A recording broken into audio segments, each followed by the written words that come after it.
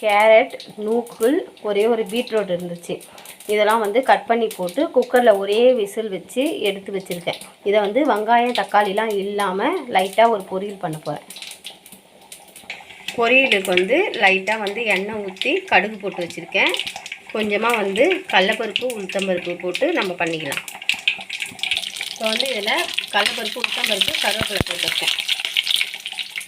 கொஞ்சமாக வந்து குழம்பு மிளகாத்தூள், உப்பு ஆட் பண்ணியிருக்கேன்.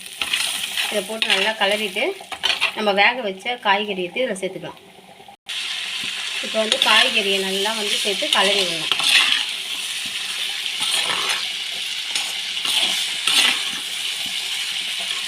இப்போ வந்து முக்கியமாக ஒரு ஐட்டம் சேர்க்க போகிறேன்.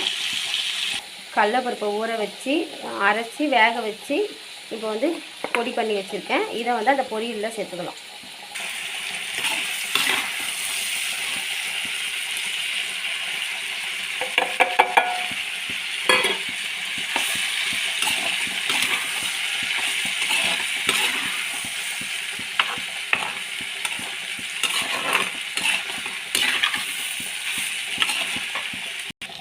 பொரியல் ரெடி ஆயிடுச்சு. நம்ம வேணும்னா தேங்காய் கூட போட்டு சேர்த்துக்கலாம். பொரியலுக்கு வந்து உருளைக்கிழங்கு, கத்திரிக்காய் போட்டு குழம்பு வச்சுருக்கேன். இதில் வந்து நான் கொஞ்சமாக வெந்தயத்தூள் ஆட் பண்ணிக்கிறேன். பச்சையாக வந்து அரைச்ச வெந்தயத்தூள். மதியத்துக்கு சாப்பாடு. காலைக்கு வந்து இட்லி செஞ்சேன். இட்லிக்கு சாம்பார், சாதம், காரக்குழம்பு, பொரியல், அவ்வளோதான்.